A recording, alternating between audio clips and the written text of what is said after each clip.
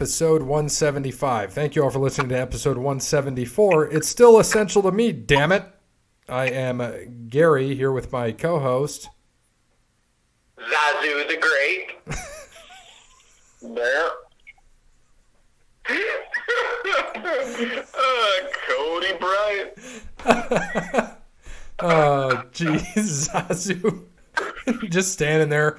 Like, you can see him in a video. He's just a tall-ass looking drink of water. It looks like Andy Dufresne from Shawshank Redemption.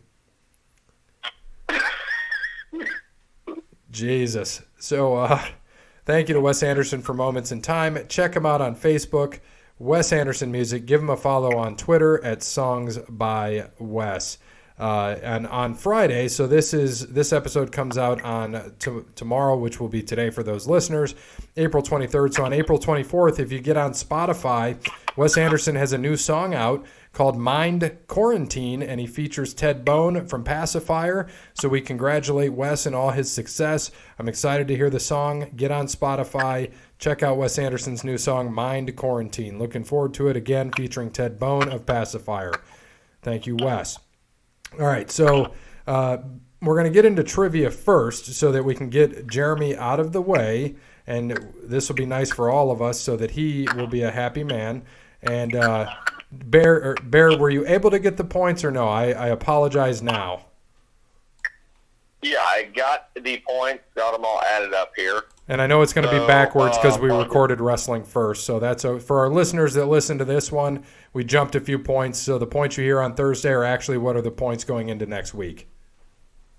Did you want to give Parrot the last question before I completely have all the points added up? Oh, absolutely. Parrot, you ready for this last question from wrestling? Zazu the Great, I should say. Yeah. All right. So Vince McMahon had a prestigious club in which he became a member. You became a member by kissing his ass. The Kiss My Ass Club contained 6 members over the course of time. Name these people. Okay. Give me Ric Flair. Give me Hornswoggle. Give me Undertaker. Give me Big Show. And give me Rey Mysterio. And give me Jake the Snake. Got one. You got Hornswoggle right. So you get 6 points because that was a 2-point each question. So you get 6 points total. Good job, Parrot. All right, Bear. Which sadly gets him 24. Gets him to what? 24 total points just for that round because he got all the he got the King of the Ring ones. So our updated point standings: Gary with 359, Cody Bryant 281, myself 302, Parrot at 168, and Dub at 29. Dub at 29. So he got 12 on that last one. So I'm going to present my screen to the fellas here so that they can see Jeremy's questions. We're going to talk about them. And Jeremy, let me know when you guys can see my screen.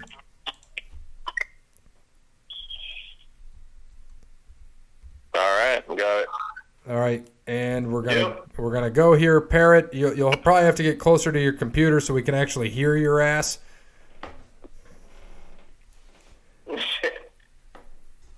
And I need a beer while you're up. All right, Jeremy is typing, so we're going to get this first trivia question here. He was typing. He's probably copying and pasting his picture. All right. Wow, this is a big one. So let's start with our NFL draft question of the week. I'll give you 5 facts regarding 5 of this year's NFL draft entries. You need to match the player with the fact. 2 points each for each correct answer, So first fact, I was a competitive weightlifter in high school. When I got to college, I completed a 585-pound squat. I played in the Little League World Series in 2011, hit 3 home runs and struck out 11 and of the 18 batters faced. My mother was a backup singer for the Rolling Stones, Bruce Springsteen, Whitney Houston, and Luther Vandross, among others. I can solve a Rubik's Cube in 1 minute, do a full flip while catching a football, and I bowled a perfect game 2 months after trying the sport for the first time. Well, fuck him. And my brother is a trampoline gymnast, was a 2020 Olympics hopeful. Oh, God. All right, I'll type this one in the chat as best as I can. Yeah, this is an interesting one. So our choices are Antonio Gandy. I see it says Golden. Is he Golden Gandy? Is that what he goes by? Gandy Golden is what it looks like. Gandy Golden from Liberty. Jake from Georgia. Jalen Hurts, Oklahoma. Jordan Fuller, Ohio State. Kenny Wilkes, Michigan State. So, I'm going to Jesus, this is going to be such a pain to type in, to put this stuff in, but we'll do it. And I'm going to actually pause the show so we can type. All right, so we had to type our answers. That took some time, so we paused it for a minute. But the question, as you all heard, so we're going to just give the answers. So, I'll just ask Jeremy for the answers. We can kind of highlight. Barry, you kind of want to highlight what people said? Yeah, so Parrott has Fromm as Little League World Series. Kenny Wilkes as the 585-pound squat. Antonio Gandy as has Mom as the backup singer. Jordan Fuller with the Rubik's Cube, front flip, catching a football, bowl the perfect game. Jalen Hurts' brother's a gymnast. I have the same, except I switched Jalen Hurts and Anthony Gandy Golden. It looks like all of us have Wilkes. Cody has Wilkes at number 4 there, which is what was that one? Well, he has. Can you scroll back up for me? Yeah, that is the Rubik's Cube was 4. Okay, got it.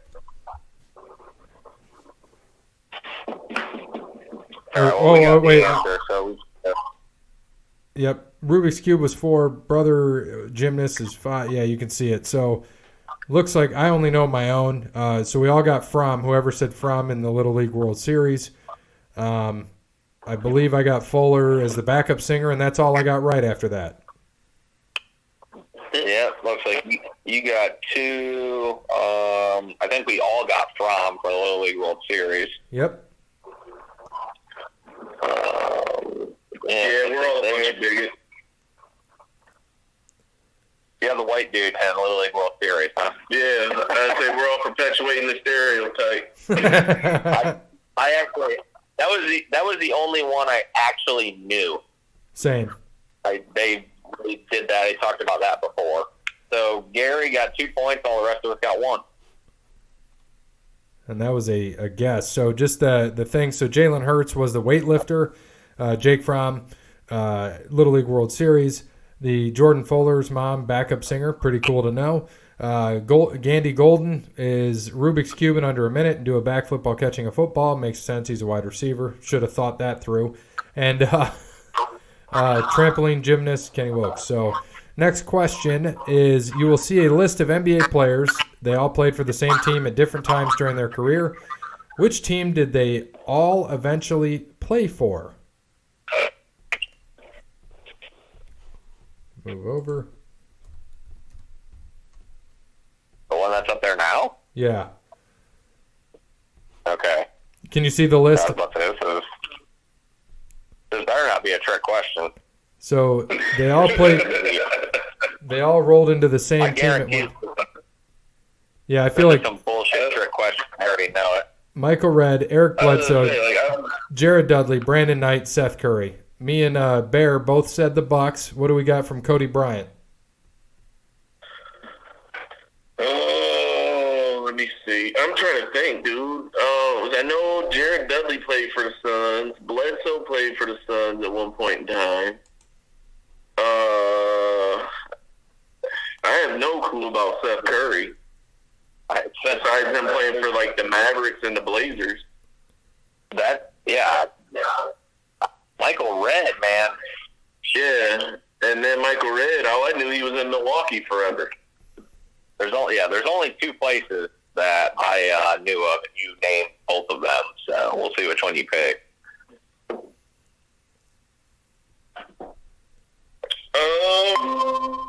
Steph Curry.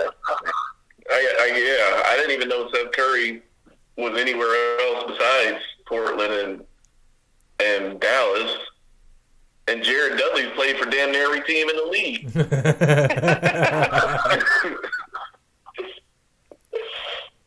Oh man, I would say the Bucks. Okay, Bucks for Cody. What about you, Zazu? What do you think? Oh, Bucks. He said the Bucks as well. All right, so let's get a go here. Seems like a trick question. We're probably all wrong. Probably be the Suns. Yep. It'll probably be Phoenix. Yeah, of Yep. Phoenix tried to trick you guys here, as they all played for the Bucks except for Curry. So that was I like it. He tricked us. Ask him when Curry played for Phoenix. So I don't remember. When did Michael Redd play for Phoenix?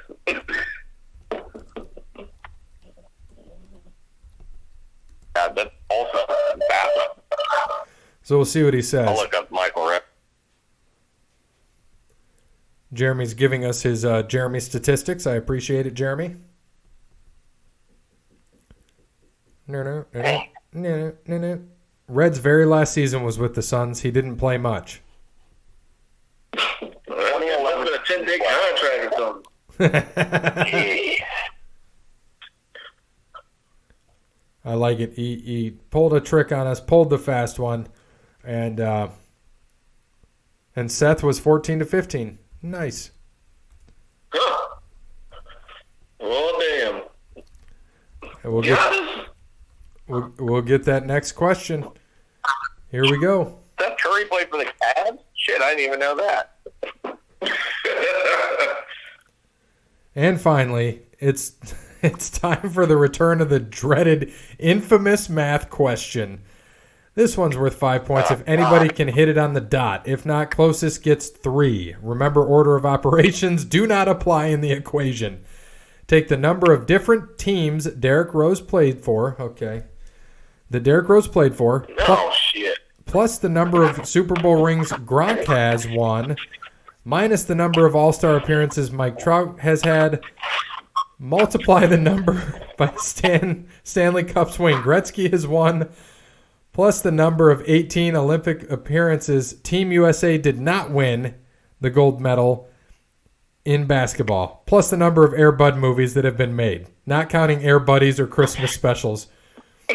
And he said, let's make it 10 points if anybody hits it on the dot, because I can't see that happening, and 5 points for the closest. I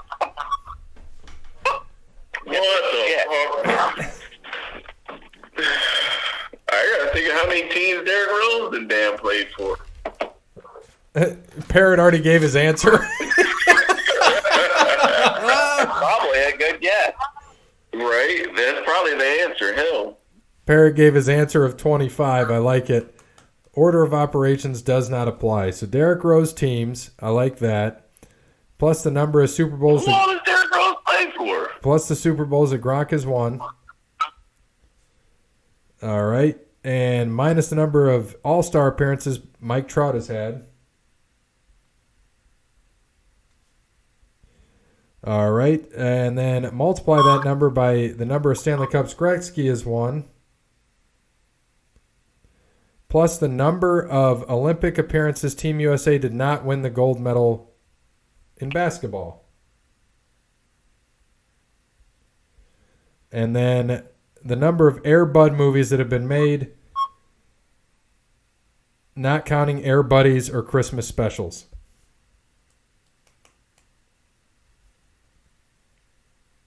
All right, I got my answer, I think. I don't know. Parrot said 25. I think 30. You know the sad thing is I just did all of this and think I may have it and got fucking 25. Jesus Christ. I'm not even going to put that. I'm doing 26. Fuck it. I'm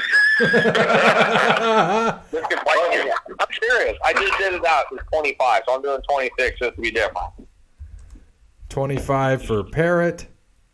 I'll put this in. No, I'm rocking with Parrot, man. I hope because I literally just thought of a number. So you saying 25, That's all I Cody? did. Yeah, I'm saying 25. What do you got? 4 plus 3 minus 4 minus 3. Let me go back to my math. Let me see. The answer is 8. Derrick Rose. 8. Wow. I want to see this. Show your math. Here we go. Number of different teams Derrick Rose has played for, 5. Number of Super Bowl rings Gronk has won, 3. So that would be, let's go up, 8. Number of All-Star appearances Mike Trout has had, 8, so 16. That's what got me. Number of Stanley Cups Gretzky has won, 4. Right? But 0 then. He said it says he's won, so. But didn't he say order of operations does not apply? Or did he say a minus in here? I don't see a minus. Oh, he did say that. He said it did apply. No, it is. Yeah, it's right. So we had 8 minus 8 for Trouts, and then 4 times 0 is 0. Ah, Plus yeah. 3 plus 5. Huh? Nice. So Parrot and Cody get 5. I'm just trying to see where I went wrong, which was Mike Trout. I was way off. I said he only had 4, but there was 8. Yeah, see, I Man, thought. And the thing, I don't have 5. Yeah, see, I thought. I sure as fuck. When I Sure go. as fucking stuck with 25. See, when I went up, I thought Derrick Rose had played for 4. I don't know why. I had 4, 3. Yeah, I had 4, 3, 4. I don't know why I had. This is where I messed up. I put, because I was trying to do math and I was adding together. I meant to put 5 for Super Bowl rings for Gronk, and it's 3, so I would have had a total of 9. But I put plus 9, so I ended up with 13. That's where I screwed up. And then I said 13 minus 9, and I should have had 9 minus 9, which was 0, and that's where I screwed up. And then I would have had 6 plus 2. Yeah, I would have been close. Son of a bitch. Would have had the math different, but I would have been right close if I would have paid attention to my math when I wrote it down. Did not. All right. So what he gave us for this week. Have you guys watched the Bulls documentary yet that ESPN is showing for all of those who grew up with LeBron? If this doesn't change your mind about MJ being the greatest, absolutely nothing will. Highlights they show are things MJ was doing that I still don't see even today. His intensity and drive to win will never be matched again. Kobe was the closest. LeBron was a born freak athlete and worked hard in building his physique, so he's been able to lower his shoulder and play bully ball during his career. LeBron never seemed to have that drive to win at all costs. MJ wanted to win. What I don't get is how do people of this generation consider Brady and LeBron the greatest, which makes no sense because you've had to go against your arguments for each. Brady is not the fastest, strongest, or most athletic, but he's the GOAT because of his drive to win, and he's backed it up with incredible Super Bowl victories. If Brady had a losing record in Super Bowls, could he be considered the GOAT? No chance. But he's a winner. MJ wasn't the strongest or fastest, just like Brady, he was a winner. So to me, it's Brady and MJ, the GOATs, while LeBron and Rodgers are the freaks of nature you wish you could build in a lab. Back me up, Cody, in capital letters. That's all I got. See you guys for wrestling, which we already have. And he said, and last thing, I'll say if you replace MJ in his prime with LeBron in his prime on the Heat, absolutely zero doubt in my mind the Heat win 4 championships, 3 at the very least. So thank you to Jeremy. We're going to cover that in a second. First, I got to thank Brandon at All Wear Clothing, allwearclothing.com. Thank you for being an essential business and helping with all the clothing needs of everyone. Sports teams, sweatpants, banana hammocks, thongs, boxers, underwear, bras, I don't know. He'll probably do anything for you that you need. For us, he's going to be doing koozies and stickers next, so be sure to check him out, Brandon, allwearclothing.com. Visit him in person in White House. Thank you again to Brandon. All right. So as always, thank you to Jeremy. And so I'm going to let Bear go first. This is the thing that we're going to go into. We did have the first two episodes of The Last Dance. A lot of things we got to talk about here. But first, Bear wanted to have an opportunity to look at this and tell Jeremy his thoughts. So go ahead, Bear. All right. Well, first off, I think so far for the 2 episodes of the documentary that have been out, they're fantastic, and I think they're only going to get better, which is great. I like it. It's what we need right now anyways, since there's nothing else on. But, I mean, going through pretty much what he just said, and that's fine. Everyone, I'm not going to sit here and argue who's the greatest of all time, because it's an argument that no one will ever win. Sorry, it's just not going to happen.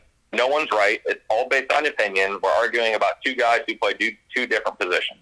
In my opinion, it's kind of silly. Whatever. They're both amazing.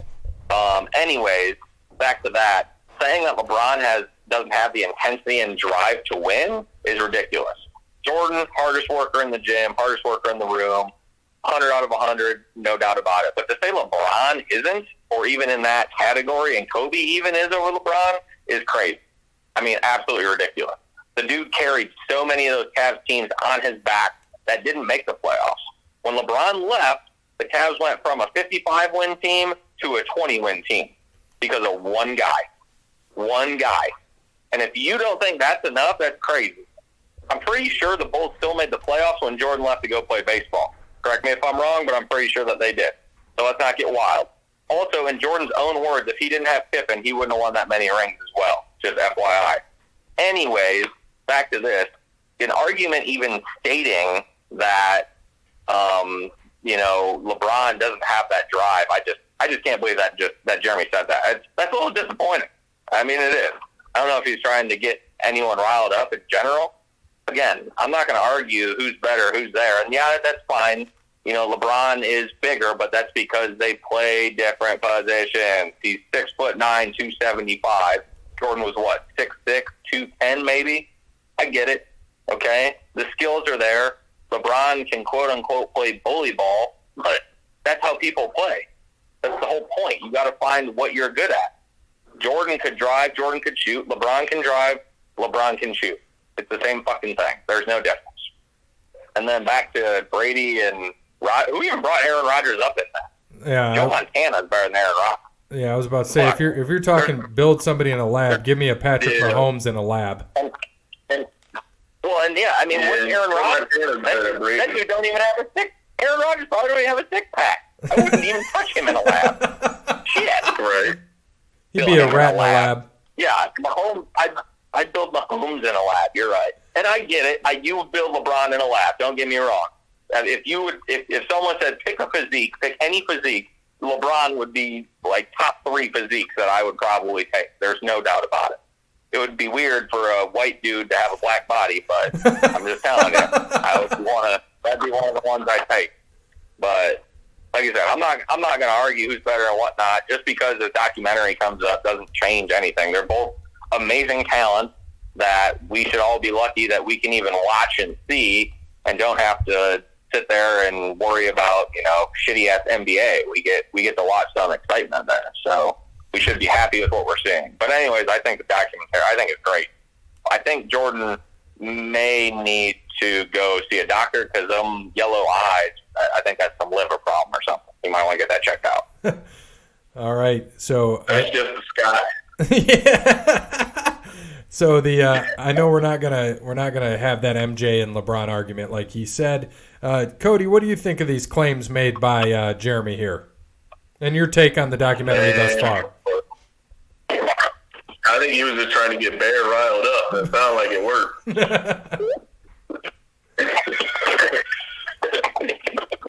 It worked for the wrong way. I mean, I don't know about that whole will to win thing. That was a reach. But Jordan is the GOAT, and this documentary will explain why. And because, I don't know, you guys remember, you've seen the first 2 episodes. Yep. He dropped 60 on the Celtics. They still lost. That was his rookie year? Or no, that wasn't even his rookie year. Was it second year? Second year, yep. Second year, off a broken foot, Didn't play.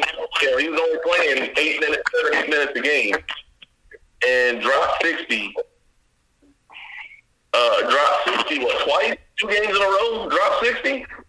It's 49 and 63. 49, yeah. So, but I mean that, and then this whole Brady thing. Brady's not the GOAT.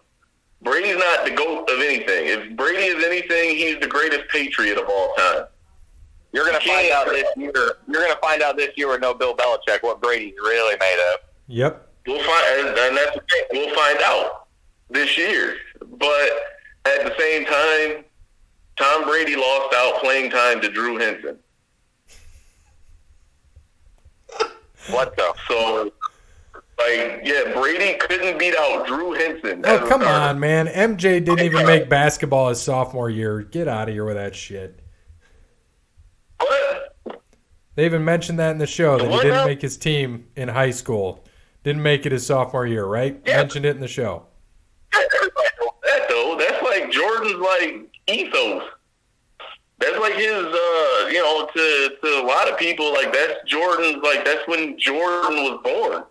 Oh, Because exactly. he didn't make his sophomore team, didn't make varsity in sophomore year or whatever. And don't you think that's like the same thing with Brady not making it for the Michigan Wolverines and then getting to the draft and having that drive to win? Couldn't it kind of be similar, just different ages? No, because that's college. High school and college are 2 different things. And so are college and pros. Time out. The only reason why Brady even played is because Bledsoe got hurt. Now, don't get me wrong; it helps the drive. Right, that's what I'm saying. I was going to get to that. Yeah, I was going to get to that point. Like, they were building. I'm backing you up on that one.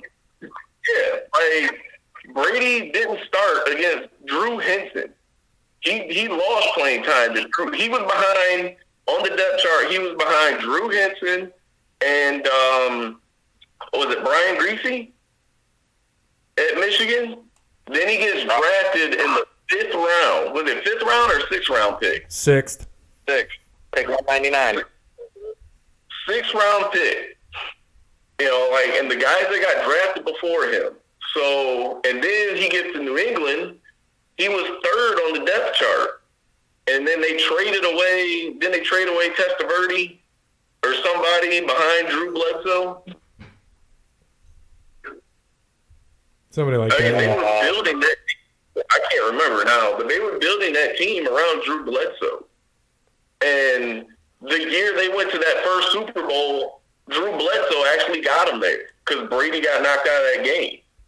So if Drew Bledsoe doesn't even win that first game, who knows how everything turns out? So we can't. A lot of times people confuse success with greatness with a lot of guys. I mean, if we're going to go on that route, then Robert Horry is the greatest of all time. No, that's Bill Russell, man. Hey, Robert Horry. Hate on Big Shot Bob.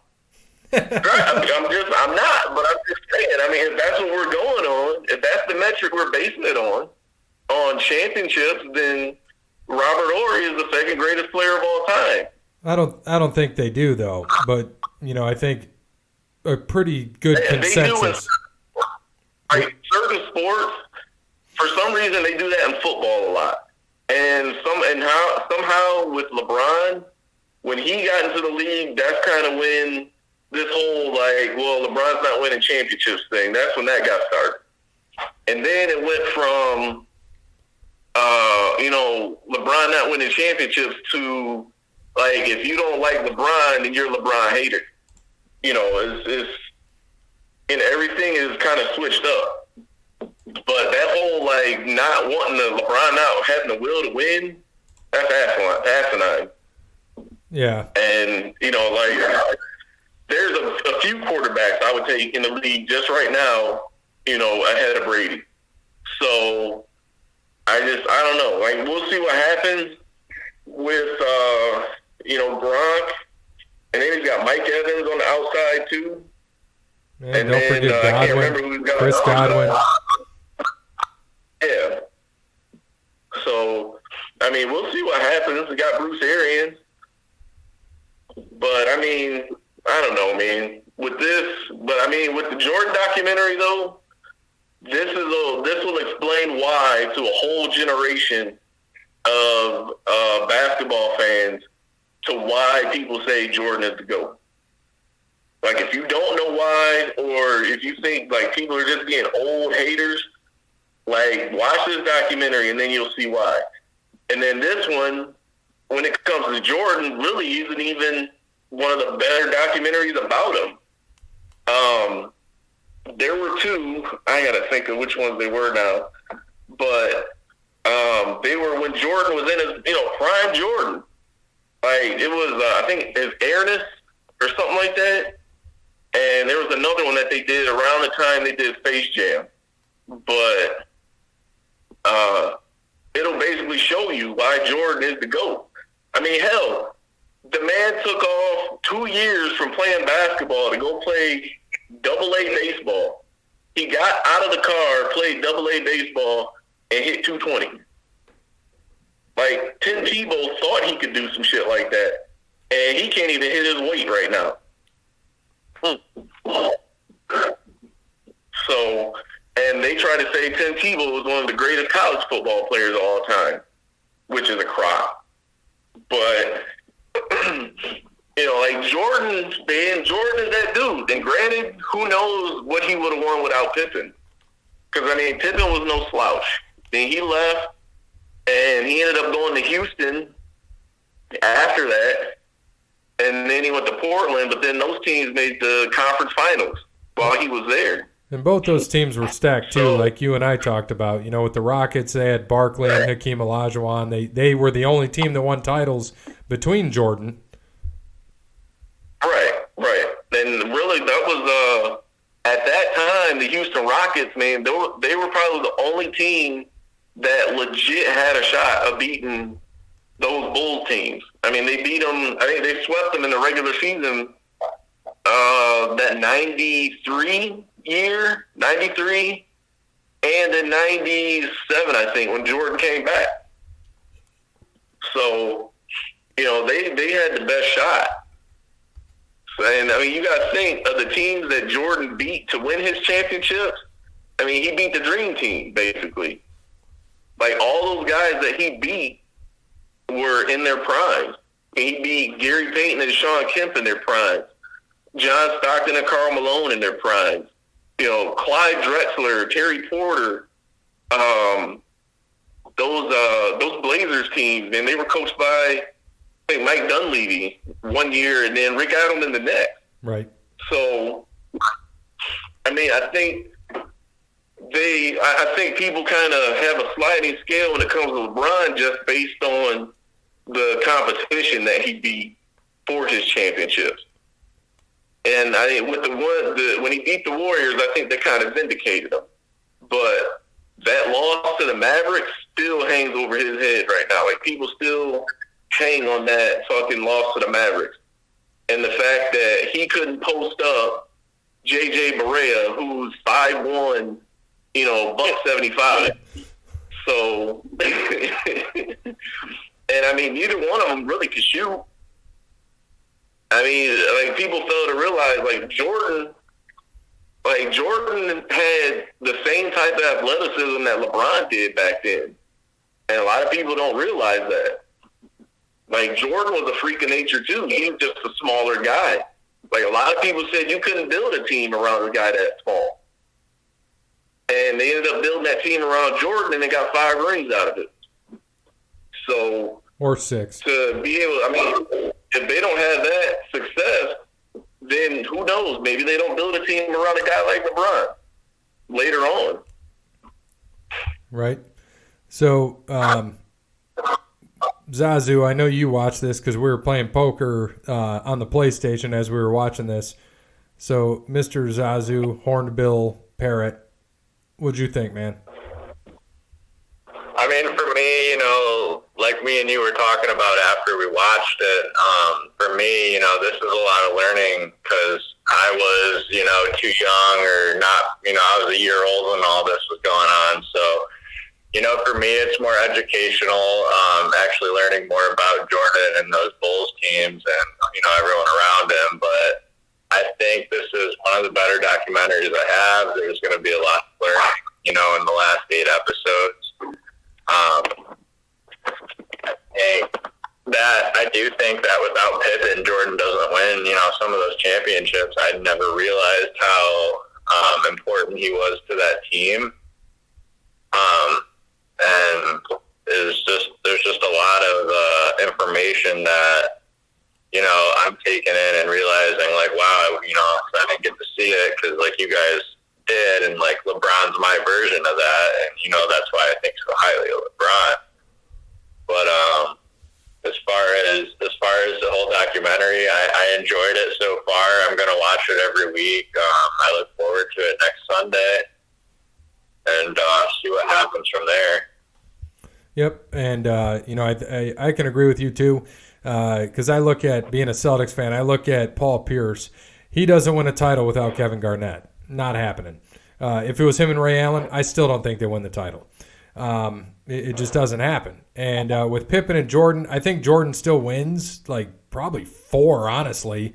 He was a freak, man. And, I mean, they were in the playoffs his second year there. I mean, granted, he didn't win any until Pippen came along, but he did win 6.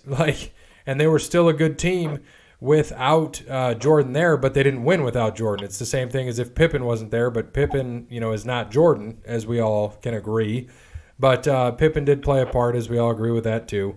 So this was I agree with this. This was a good series. It was fun to watch. It was fun watching young Jordan with Larry Bird in his 30s.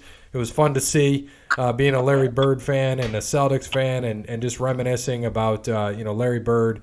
And a lot of people don't know, even about Larry Bird, that he played at Indiana first, and then went to Indiana State and got eligible. Actually got drafted by the Celtics the year before his senior year, and he went back for and said that he just had to sign before that draft before the next year's draft after his senior year. If he didn't, he could have got drafted again. So obviously he did, became the highest paid rookie at the time. And then it's like the same shit with Jordan.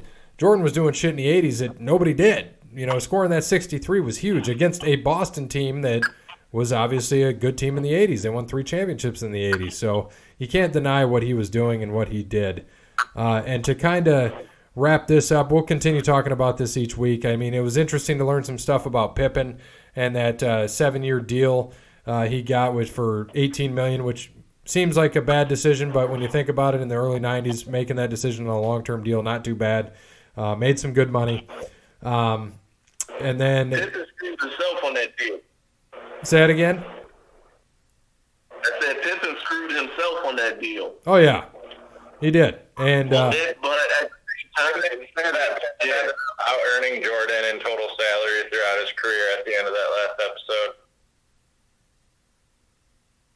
Yeah, by the time Jordan left the Bulls, he was in, he wasn't even in, I don't think, top 10 in salary at that point.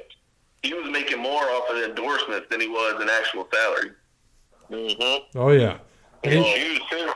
Yeah, because And, I mean, with Pippen's situation, though, I mean, when he got drafted, he kind of, with his, home situation, he ended up taking more of his money on that contract in the front end. So by the time that deal came around, I was listening to the Bomani Jones podcast, The Right Time, and by the time Pippen's contract came up, John Hot Rod Williams was top 5. I think he was the 3rd highest paid player in the league at that time. So, I mean, think about that. John Hot Rod Williams, which I don't know, that might go over everybody's head, because now I think I turned into Uncle Cody.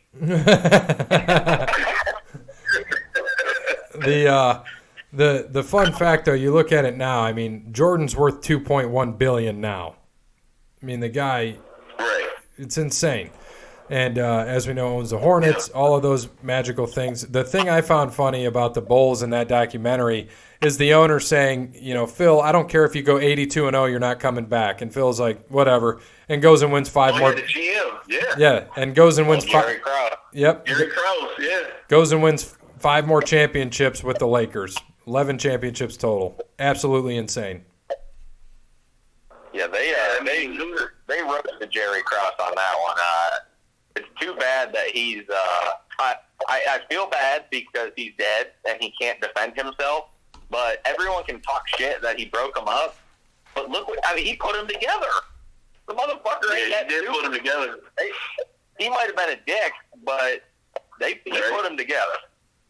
I think he was trying to get his credit for putting them together. But at the same time, when you have Michael Jordan and Scottie Pippen on your team, like, there's not that much credit you can really go fish for.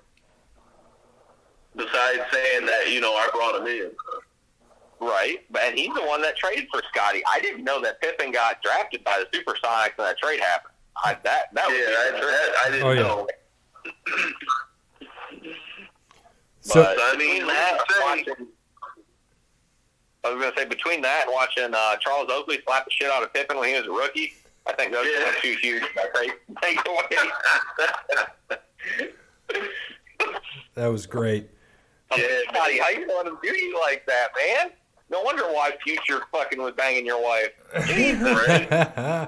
He slapped all the pride out of that man. That's all right. His new girl's hotter than his ex-wife was anyway, so good for Scotty. Right. I mean, obviously her standards weren't that high. She went from Scottie Pippen to Future. Well, that's because Sierra left him and went to Russ. So I know, like, it seems like everybody, like if you're not with Future, you kind of upgrade. Like, That's I mean, it's just crazy to think, how many championships the Bulls probably could have won if they, if they didn't have that drama before, if they didn't have that drama in like 94, 95. And Jordan left.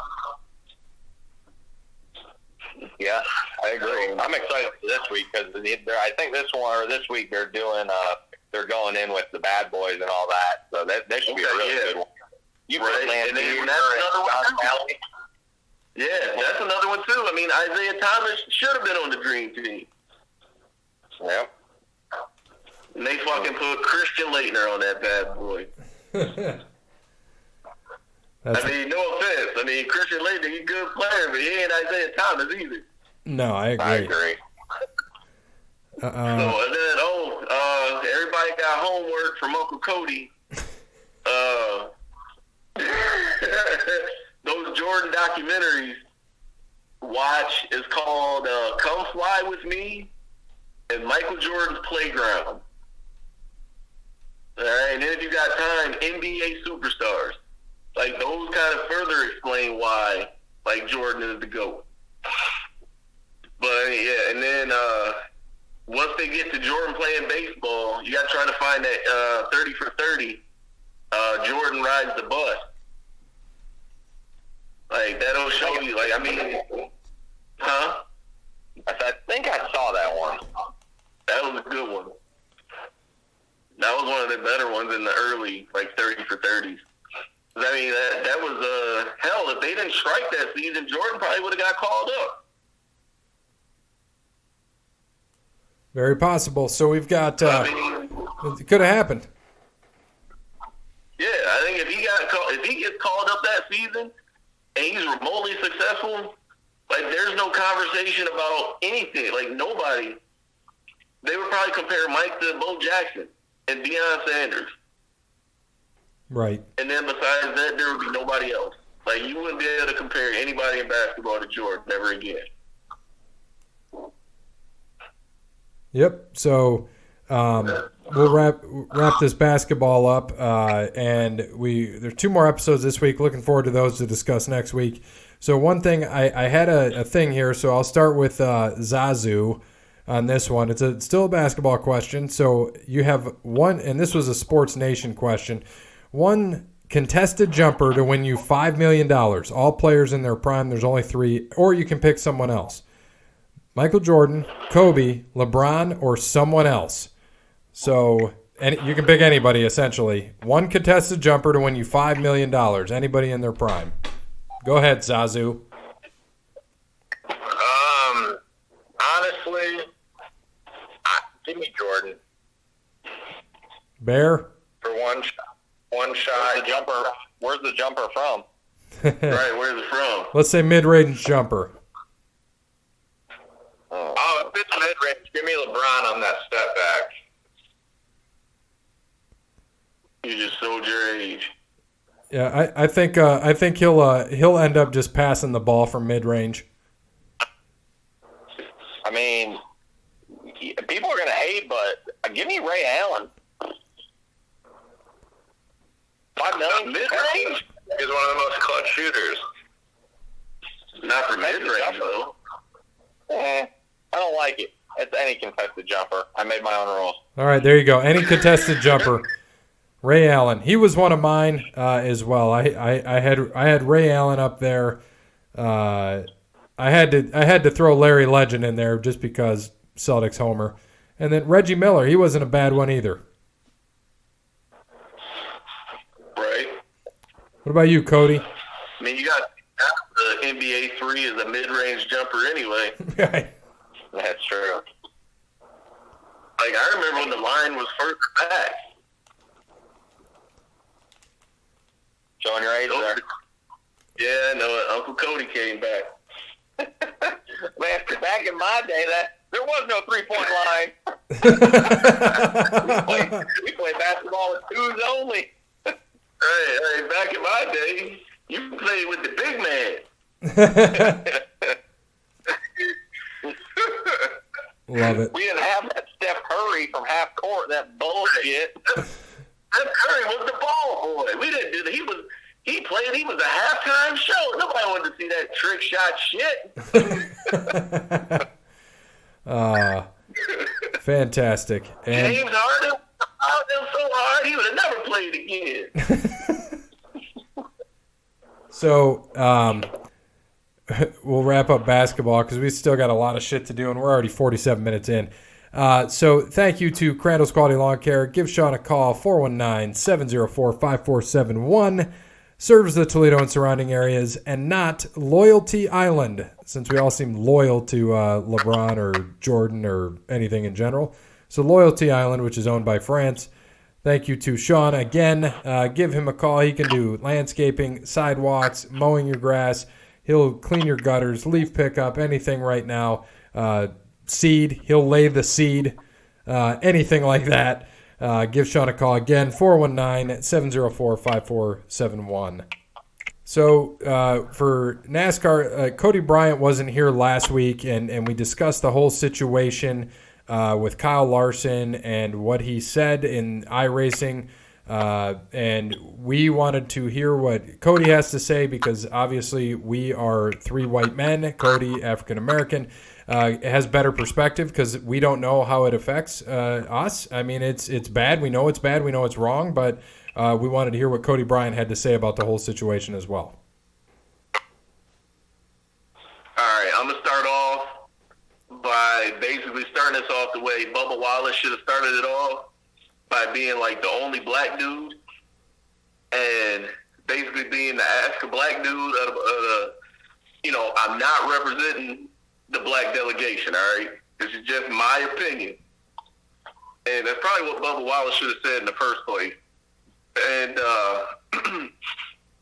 but he got put in a shitty situation because of what Kyle Larson did. And, I mean, Kyle Larson, like, what he did was shitty. And being a black dude, he says that shit all the time. Like, there's no way you can convince me that was a slip of the tongue or, a mistake or whatever he wants to call it. Like, no, dude, you say that shit all the time. And you would think for somebody that's part Japanese that you would kind of have a little bit of understanding, but at the same time, you want to fit in, so that's kind of what you do. Because I'm pretty sure he wouldn't want anybody calling his the car that he drives, like a rice burner or fucking his car ran on voice and shit like that. So, I mean, I'm just saying. I mean, I don't think he would appreciate any shit like that, Or if they would have asked him if he shifts gears with chopsticks. nobody would like that shit. Wasn't that China anyway? Huh? Yeah, I was saying, isn't that China anyway? I mean, it's like saying if you drop a bomb on him or Hiroshima or any of that, Nagasaki, any shit like that to him. Right, that shit's not cool, man. He knew he was wrong, and then he tried to fix it with a shitty apology. Agreed. So, and then after his shitty apology, they called Bubba Wallace, and they expect Bubba Wallace to be, the spokesman for all black people in America, and which I think was shitty. And then at the same time, Bubba Wallace don't want to fuck up any more money that he's already fucked up this year after he did his little rage quit thing. So he's basically going to say just enough to where it kind of blows over. So, I mean, do I think Kyle Larson, should have got fired and all that shit? No. I mean, I work around people that say shit like that personally on a regular basis. And that's when you pull them aside and you tell them, hey, you say some shit like that again, I'm going to slap the shit out of you. And then you walk away and leave it at that.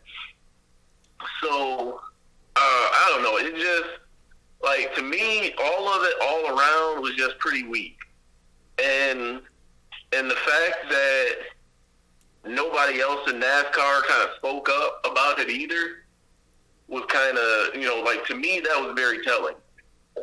As in who? As in who? As in other drivers, or as in? Yeah, like other drivers. I don't know if anybody said anything else, but I mean, that's the thing though, is what because everyone else, and I'm just gonna say this, everyone else is white. You just don't touch that. I would if I was a driver in NASCAR and he said what he said. I put my hands up like I ain't saying a thing. Like, what are you going to say? Because you're going to come off one way or another. Or, that's right. I guess I can't win. It's a can't win situation for a lot of guys because they don't want to lose their money, and you can't necessarily blame them because if you don't have that money, it's not like it's not like they're sponsoring themselves. So. I don't necessarily blame them for not wanting to mess up the money. So, and then I think with Bubba Wallace's statement, I think it was just it was hollow to me. Like if you give that same statement and you have somebody else say it, like a current driver, I say basically anybody, was it Keselowski? I think I just said his name wrong. Jimmy Johnson. Jimmy Johnson. Kyle Busch, anybody. With a little bit of, anybody with a little bit of clout, a little bit more than Bubba Wallace. I mean, hell, outside of Bubba Wallace's family, I don't think anybody knows that Bubba Wallace is a black dude driving a NASCAR. Right. Well, on top of that, it doesn't help too that he just went on a big 50-fit rage quit. So, and it's a whole different thing. But I mean, he just had his name in the news a week earlier for pretty much being a big old baby, Right. So that also doesn't really help the situation either.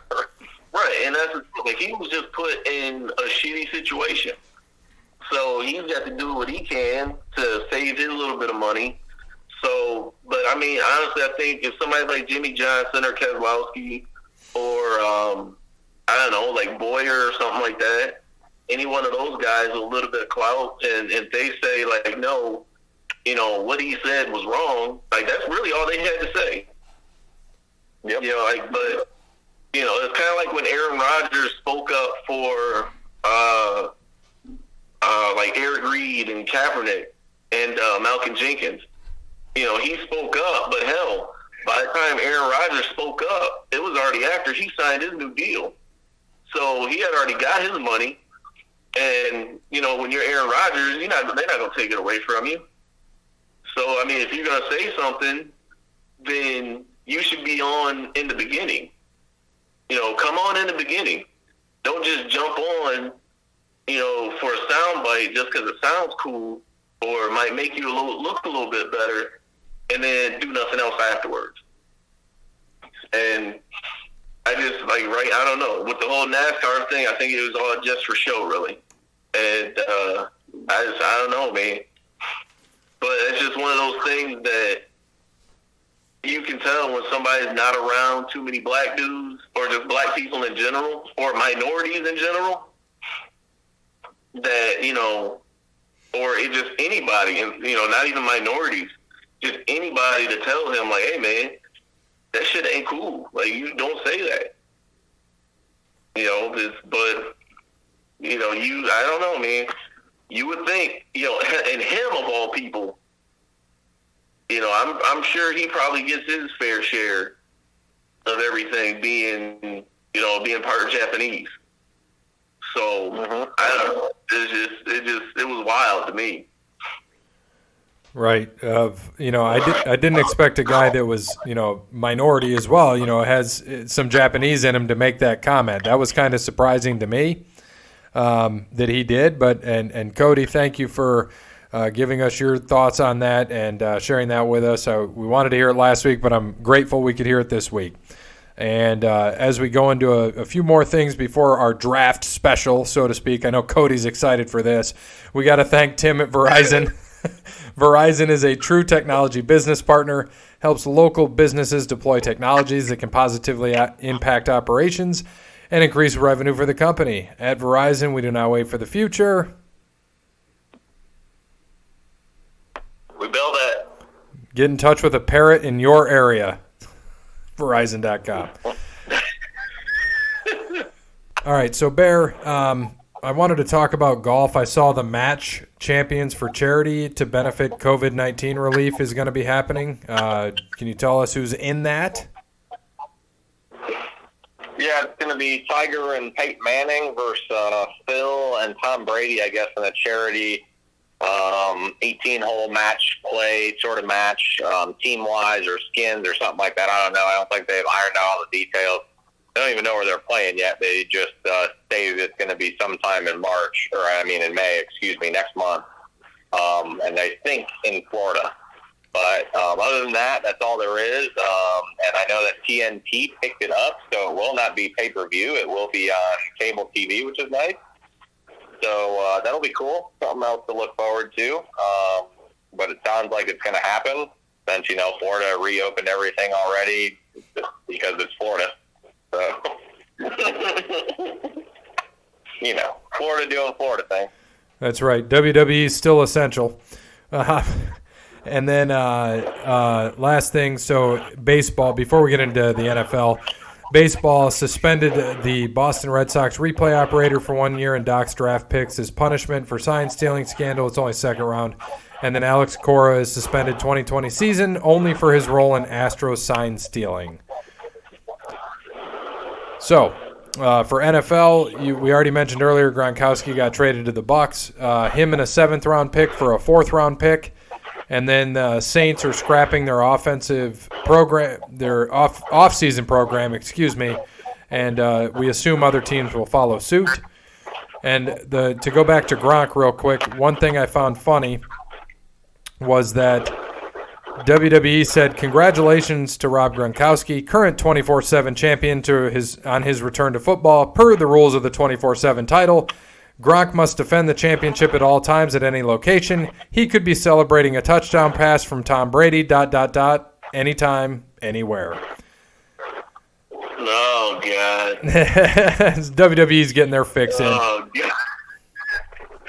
Well, there goes Tampa Bay on Hard Knocks and fucking Mojo Rawley coming up and knocking Gronk out with the helmet and pinning him.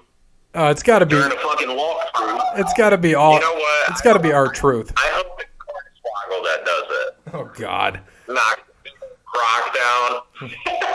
It's got to be our truth.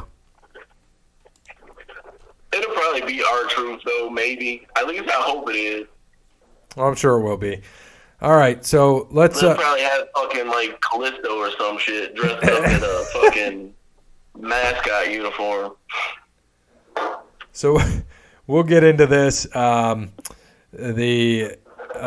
Before we do, we're just going to go right through this. I'm going to say number one pick. who the team is right now, if you think it's the same team, and who you think the pick will be, so we can get right through this real quick. So we hope we can get this done in 20 to 25 minutes, but we'll see how it goes. All right, so first on the board, we've got and we'll go in this order. We'll go Bear, just because I'm looking at you at the screen like this, so we'll go Bear, Zazu, Cody, myself, and continue on. So, all right, first pick, Cincinnati Bengals. Bear. Joe Burrow. Joe Burrow. Joe Burrow. Yeah, Joe Burrow. And Joe Burrow here. All right, second pick, Bear, Washington Redskins. Chase Young. Chase Young for me. Yeah, that's what my cheat sheet says. Chase Young here as well. Detroit Lions. Jeff Okuda. Jeff Okuda here. All right, hold on. Let me check my charts, man. Hold on. I got a couple charts here. Yep. I see. I got Okuda, man. They got to replace Darius Slay. There you go. Okuda here as well. All right, back to Bear. Number 4 pick, New York Giants. I'm going to go with right tackle from Alabama, Jedrick Wills Jr. I think the Giants should be smart and be boring with this pick, but who knows? Yeah, I'm going to go with Tristan Wirfs, the guard from Iowa. Hold on. Oh, I got to switch cheat sheets, man. It's a paywall. Hold on.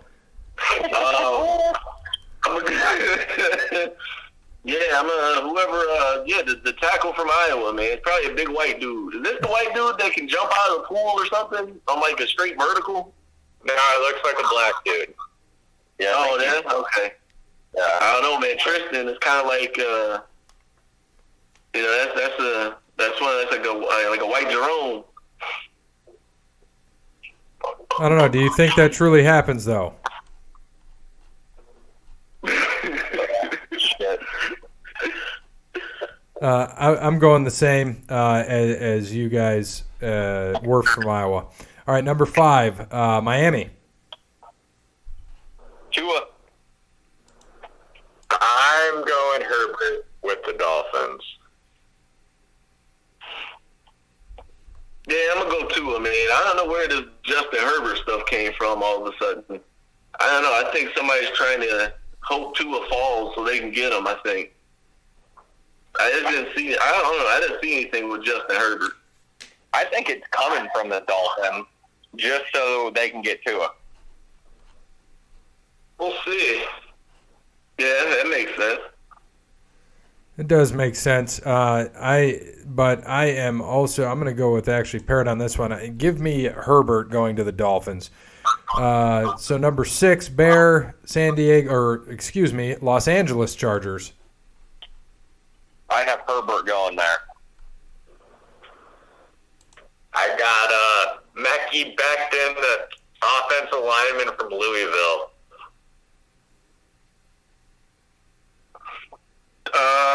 I think Justin Herbert go to L.A. And I think they're going to take Tua out in L.A. All right, so number 7, Carolina Panthers. This is where my shit starts to get wild here. I have them taking Eric Brown, the defensive lineman from Auburn. And I have Carolina taking Isaiah Simmons, the linebacker out of Clemson. Cody? Hold on, let me pull out the charts, man. Eric Brown.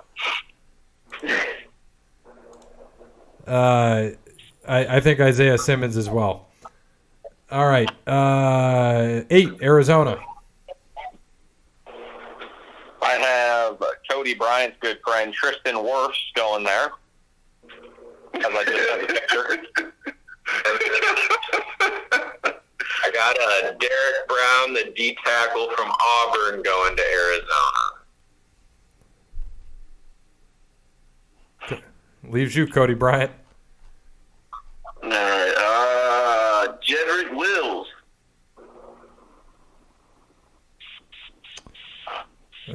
From Alabama. All right, and I got a lot of charts, man. I got a whole war room going right now, man. I got a lot of shit going on. and I'll put C.J. Henderson out there with Arizona. All right, Jacksonville to Bear. I have Isaiah Simmons dropping to Jacksonville, which is funny because I have another big player dropping them later on. So I don't know why I gave the Jaguars such a good draft, but for whatever reason I did. I got the Jags going with DT from South Carolina, Javon Kinlaw.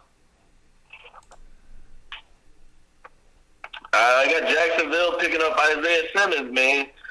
A lot of leadership coming out of Clemson. Clemson's going to miss him, man. Linebacker, great field awareness.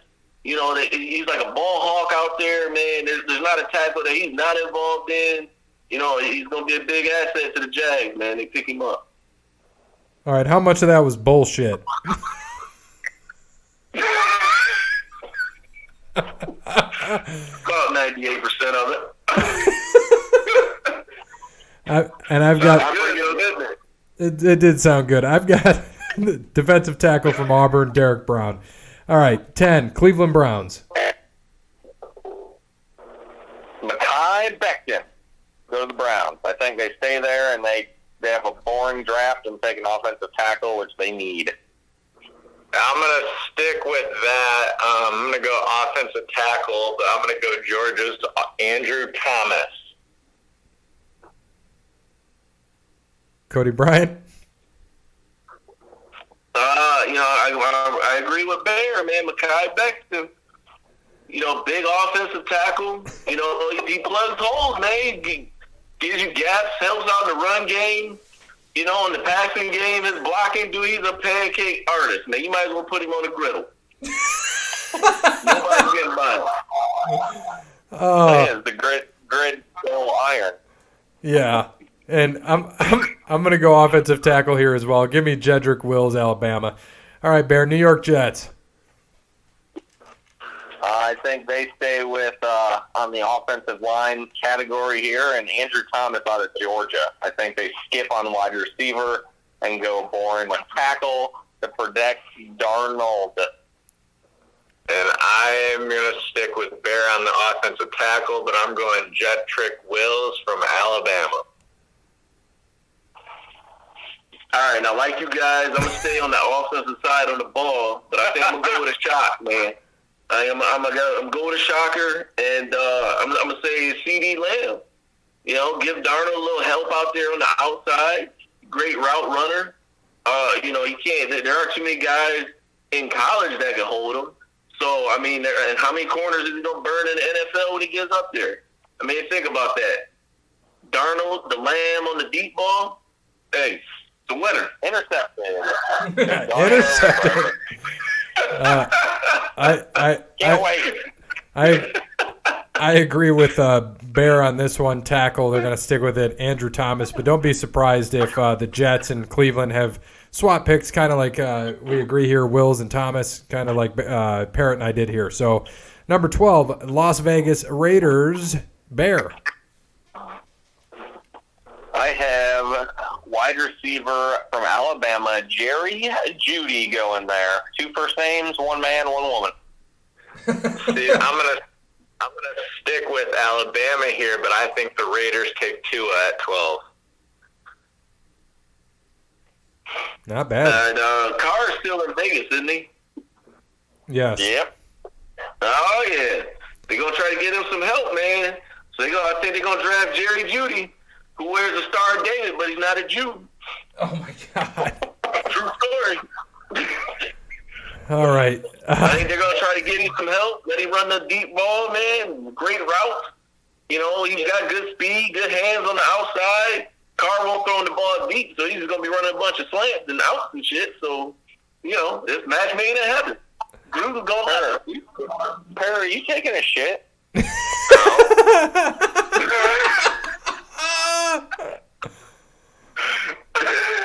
I'm not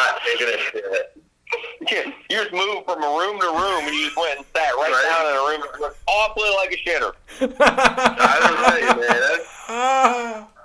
That looked like a bathroom color to me. If it ain't That's a shower right there. Oh. I wasn't taking a shit. So you sat down to piss? Oh, that's even worse. Man, you should have just said you was going dropping a deuce. You just sat down to pee? Yeah. Stream. Jesus. Nah, he was trying to tell everybody what the Vegas Raiders season was going to be. Yeah, they sit down when they pee. I'm taking Jerry Jeudy to the Raiders as well. Bear 13, San Francisco 49ers. This is where San Francisco is going to get scary because they're about to get CeeDee Lamb. And Jimmy G is going to be throwing to him all day, every day. That's exactly what I have. I have CeeDee Lamb going to pair up with Garoppolo out in San Fran. See, I think they're going to go, I think they're going to get a receiver from Alabama. I think they're going to get real sophisticated with their pick. They're going to get Henry Ruggs III. So he'll be out there running routes with his pinky up. And, you got the porn stash and sophisticated route running, man. It's a beautiful connection, man. Take a little bit of pressure off of, off the tight end. I can't think of his name right now. Kittle. Take some pressure off of Kittle. Get that deep ball out there. Jimmy G will throw him out. Tell him to go long, go routes with his eyes closed. Back in the Super Bowl one more time. I'm also going. I'll make this shorter. Henry Ruggs III. Bear, Tampa Bay 14.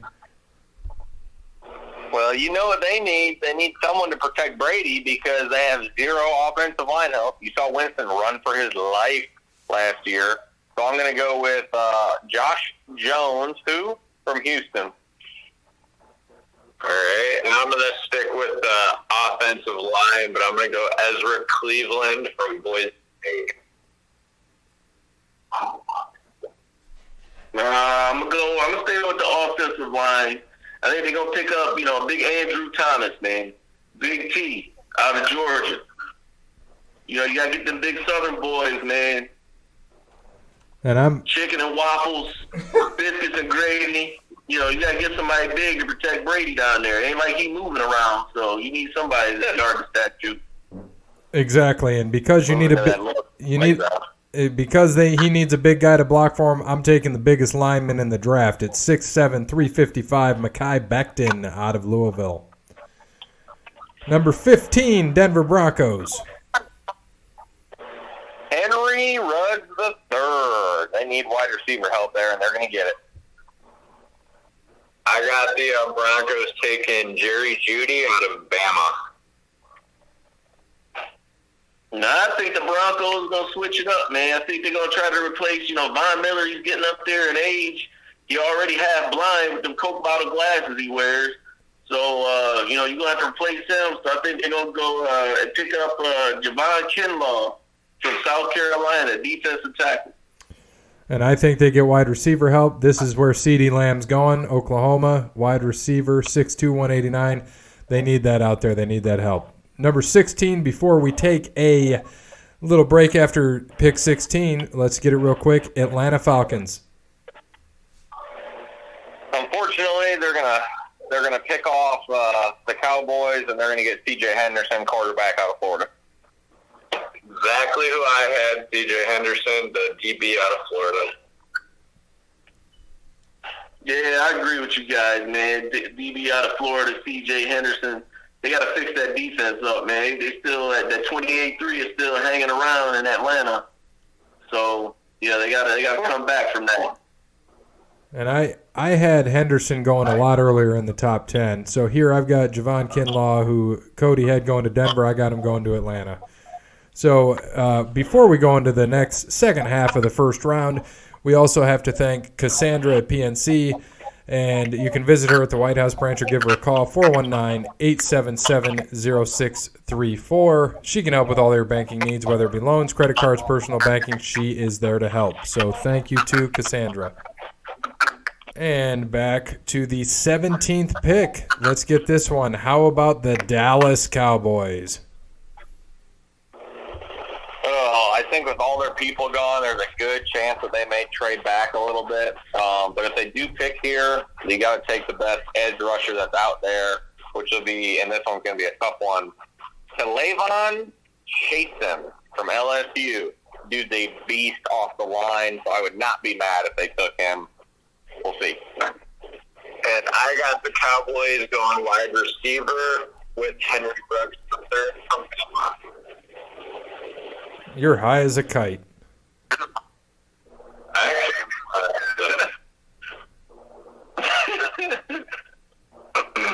got him. I got the Cowboys taking Clavon Chason from LSU. Yeah, I got the same as Cody and Bear as well, taking Chasen from LSU. All right, Miami Dolphins, number 18. All right, you ready? This is where it gets wild. So I have the Dolphins trading this pick to Washington for Trent Williams. So Washington is making this pick, and that'll be offensive tackle Cesar Ruiz from the University of Michigan. Yeah. I got the Dolphins taking a Kalavion Chase, and like you guys had last pick, but I'm going to take him to go to Miami.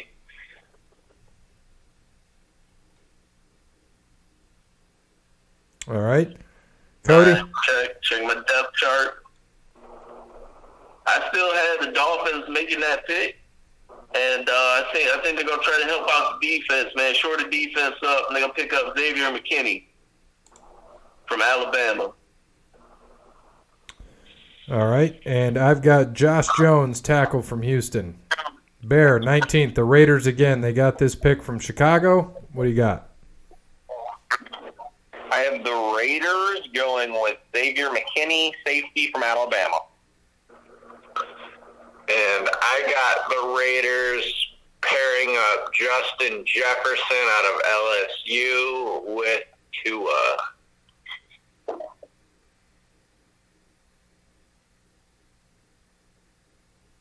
Cody Bryant?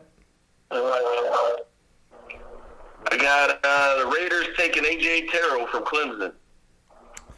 I've got Kenneth Murray, Oklahoma. Number 20, Jacksonville Jaguars. I have Javon Kinlaw dropping all the way to them, which I look back and I was like, shit, that's never going to happen, but I'm going to stick with it because I didn't want to retype my whole fucking thing up. So that's where I'm going. All right, and I'm going to go with Kenneth Murray from Oklahoma to go to Jacksonville.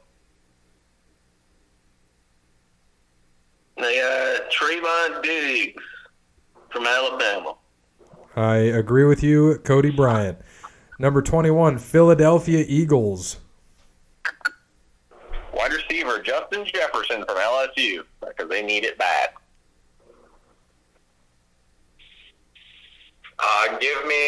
I got my favorite player in all of college football, Patrick Queen, the linebacker out of LSU, going to Philly.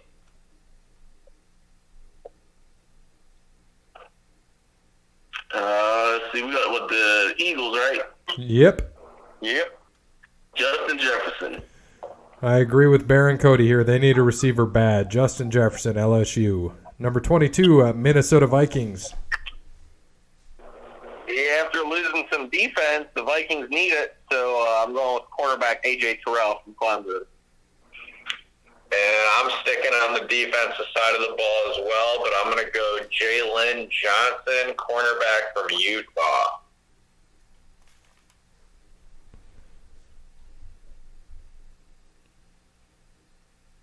Cody.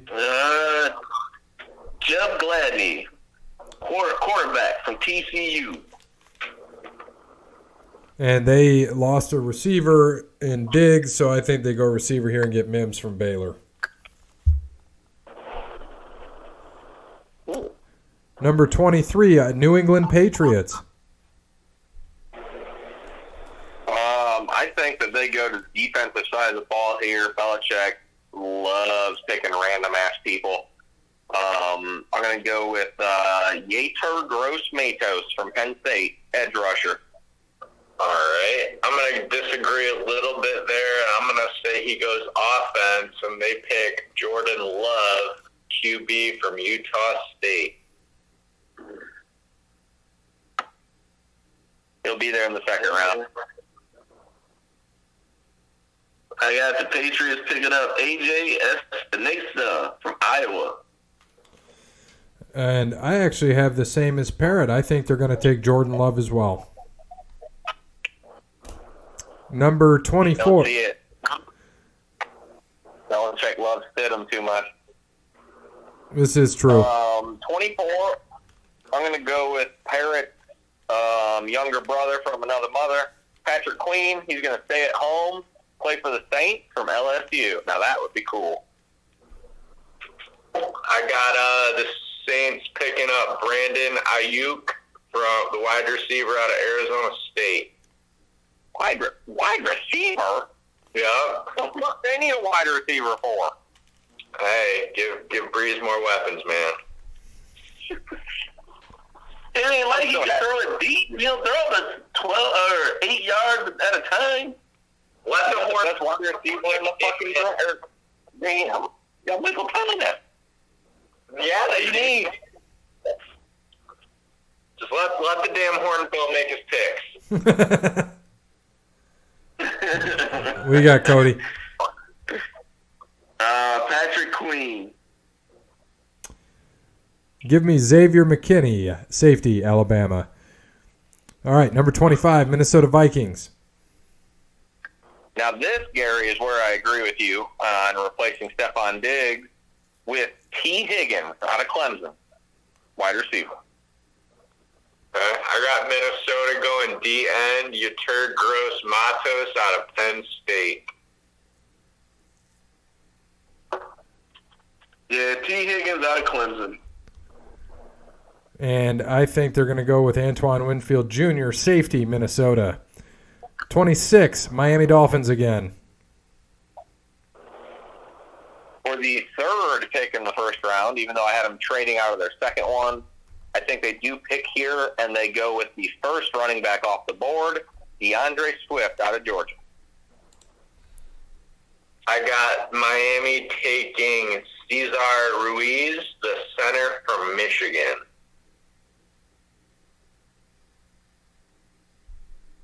Ooh. Well, Dustin Rose just beat Kip Sabian. Nice. He ain't retiring no time soon. I got like Dolphins. I got the Dolphins picking up DeAndre Swift. And I agree with Cody and Bear here. First running back off the board, DeAndre Swift out of Georgia. Little 5'9", 215 beast. All right. He's like Emmitt Smith, man. Yes, sir. He's quick, and he's small, and he's just powerful. He's like the Emmitt Smith back. Yes, I agree. All right, 27, Seattle Seahawks. I have them taking a safety, aggressive Grant Delpit out of LSU, replace that Cam Chancellor role. I have them going on to the offensive line, but I'm going Austin Jackson out of USC. I got the Seahawks taking Yetur Gross-Matos. I do as well, Cody. Yetur Gross-Matos, Penn State. 28, Baltimore Ravens. If this dude falls here, which Gary, I think you called him earlier, I think he'll be picked earlier, but if he falls, Kenneth Murray from Oklahoma, that Ravens, they just land crazy good defensive players like out of nowhere. If they get him, dude, they're Super Bowl favorite next year. They got to be. Yeah, I had him going to the Raiders at 19.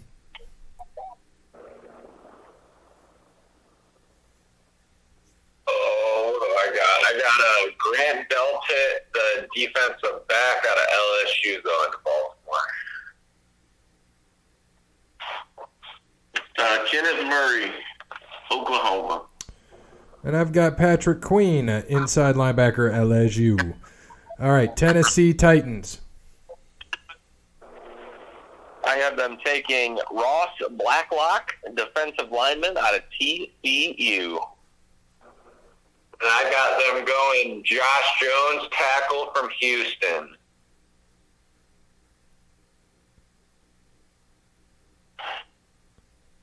Zach Bond from Wisconsin. And then He's what? AJ Appenis, if I said his name right, sorry if I butchered it. Defensive end, Iowa. Number 30, Green Bay Packers. I have Denzel Mims going to Green Bay. They need a wide receiver. I think at some point they trade and get A.J. Howard. I really do. You don't need Gronk, Cameron Brate, and O.J. Howard in Tampa. So I think O.J.'s going on the move eventually. So I think they will, which is why they won't draft tight end. So they got to go wide receiver here and get Denzel Mims. Dude, another tall guy for Aaron Rodgers to throw to. Yeah, I agree with Bear here. That's exactly who I had. Denzel Mims, wide receiver Baylor. This is why he's hot. So it's a paradox one. That's good. Man, that might be too old for Cody on that one. Dude, that's that shit. You've been too old for that shit by that time. I didn't say, man, that shit's too young for me. Damn, I was like 04. It's too young for him. Like, when did that come out? No, I remember that came out. I just moved back to Ohio. That was like 07, 08? I think 08. I'm about to look it up while you make your pick. Yeah, we on the Packers. I got them picking Josh Jones, offensive tackle from Houston. And I had Mims going to the Vikings earlier, so give me Jalen Rieger, wide receiver, TCU, little 5'11 guy, put him in the slot, 195. Number 31, San Francisco 49ers. All right, first up, 2007 is when that came out, so FYI. 49ers second pick in the first round. How is it? How nice is it that you just are the Super Bowl runner-up and you get 2 first-round picks? Now they got the wide receiver they need. The only other big need that they need is offensive line, and I got Austin Jackson staying on the West Coast from USC, going to protect Garoppolo. I got the 49ers going defense. I'm going to go cornerback A.J. Terrell out of Clemson.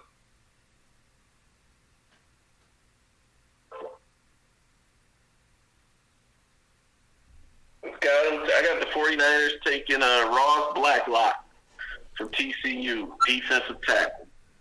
I got him with Grant Delpit, safety, LSU. Number 32, your Super Bowl champion, Kansas City Chiefs. They need linebacker help bad, so I have them going Zach Bond from Wisconsin. I have them sticking to defense, but I got Christian Fulton, corner out of LSU. Cesar Ruiz from Michigan. They're going to stay with the offensive line. And I have Hingle McCringleberry from Penn State. No, thank you. I actually have, and he's a tight end, by the way. But no, I've got Christian Fulton, cornerback, LSU, same as Parrott. So that is our draft wrap. We'll see what happens tonight for those people listening to the show. Looking forward to the draft. It'll be different. It'll be unique. It'll be fun. Just one final thought here as we wrap up. We do want to thank, of course, Connell Barrett, datingtransformation.com. Yep. Once the draft is over and the quarantine's over, and you can get back out to the bars and meet some people, maybe get a hold of Connell Barrett, datingtransformation.com, to sprucing your game up and be able to dust off that quarantine blues you've been having and the premium websites you've been buying into that have been free, and get rid of that. Find yourself a real person. Kyle Larson, datingtransformation.com. All right, so we got final thoughts. Screenshot information I found fun. Mark Reynolds struck out 434 times between the 2009 and 2010 seasons. Same number as Tony Gwynn over his 20-year career. Fantastic. Man, where am I getting all my background noise? Is that my parrot again? Some bitch.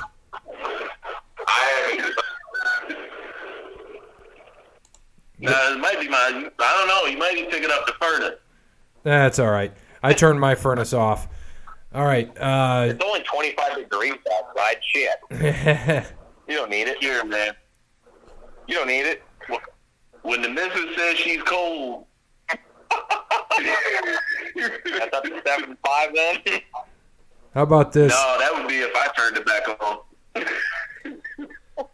So, 1994, Michael Moore beats Evander Holyfield in 12 for the heavyweight boxing title. Very next year, same day, George Foreman beats Axel Schulz in 12 rounds for the boxing title.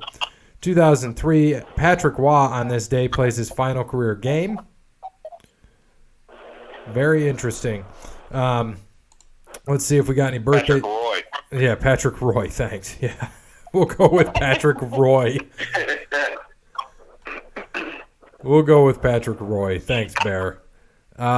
Sorry, Bear. Nobody has a birthday today that turns 69, so I apologize to you. Sons of bitches. Right, and nobody really here has a birthday that's Ken Dorsey. How about Ken Dorsey? Okay. Yeah, I like that. 39 years old. Marshawn Lynch, 34 years old. 4? Yeah, I saw that one today. So Running through motherfuckers' faces. How many Skittles do you think he ate today? 47 bags. Before or after he probably eats a pack after he runs through a motherfucker's face. Yeah, probably does. He just goes on treadmills and runs through some shit, and then just boom, Skittles. Yeah, I Who saw. needs chocolate milk?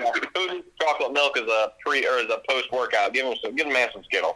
I saw he did better in the sports science episode when he took the Skittles beforehand. I found that pretty interesting.